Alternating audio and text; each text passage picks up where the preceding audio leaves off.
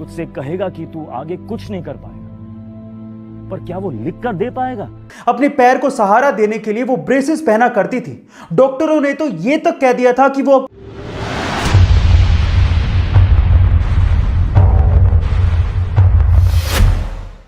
अगर ऊपर वाले ने आपको 2 हाथ 2 पैर दिए, अच्छा खासा दिमाग दिया है, और अगर फिर भी आप अपनी किस्मत को कोसते रहते हो या फिर जो आपके पास नहीं है उसके लिए रोते रहते हो, बजाय उसको पाने की कोशिश करने के आप अपने आसपास की कंडीशंस को दोष देते रहते हो, तो आपको ऐसे लोगों के बारे में सुनना चाहिए जिन्होंने निराशा को आशा में बदला और रास्ते में आने वाले हर एक पत्थर को सफलता की सीढ़ी में बदल दिया।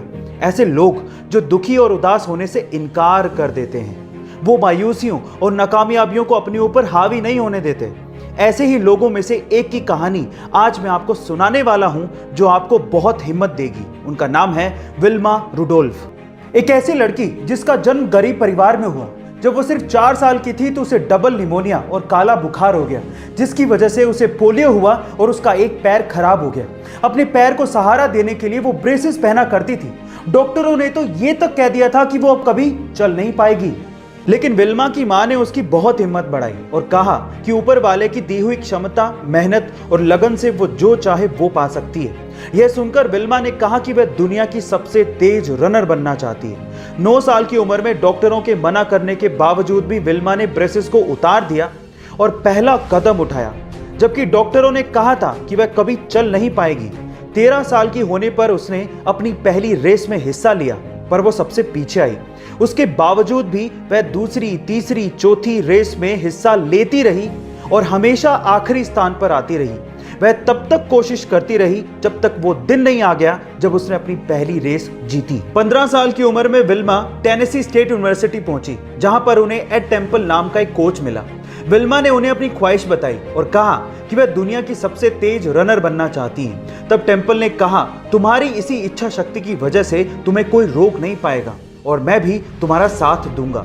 आखिरकार वो दिन आ ही गया जब विल्मा ने ओलंपिक में हिस्सा लिया। ओलंपिक में दुनिया के सर्वश्रेष्ठ खिलाड़ियों का मुकाबला होता है। विल्मा का मुकाबला उस वक्त की सर्वश्रेष्ठ खिलाड़ी जूता हेन से था, जो कि कभी हारी नहीं थी।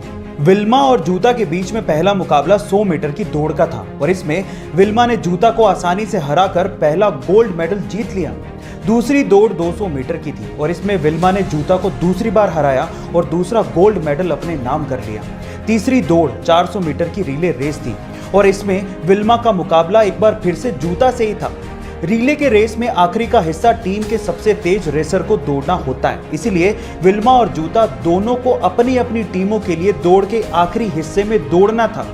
विल्मा की टीम के 3 लोग रिले रेस के आखिरी 3 हिस्से में दौड़े और आसानी से बैटल बदली, पर जब विल्मा के दौड़ने की बारी आई तो उसके हाथ से बैटल छूट गई।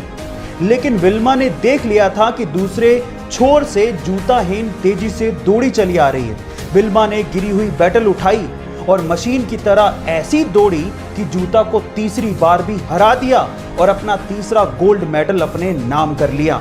यह बात इतिहास के पन्नों में दर्ज हो गई कि एक लकवाग्रस्त महिला 1960 में ओलंपिक में दुनिया की सबसे तेज धाविका बनी। अब विल्मा रुडोल्फ की इस कहानी से हमें क्या सीखने को मिलता है, क्या आप जानते हैं? इससे हमें यह सीखने को मिलता है कि कामयाब लोग कठिनाइयों के बावजूद भी सफलता हासिल करते हैं, ना कि तब जब उनके रास्ते में कठिनाइयां हो ही नहीं। जब हम ऐसे लोगों की कहानियां सुनते या पढ़ते हैं जिन्होंने अपनी कमियों को खूबियों में बदला, तो हम में नया जोश और नया उत्साह भर जाता है और यही A2 मोटिवेशन का मकसद है।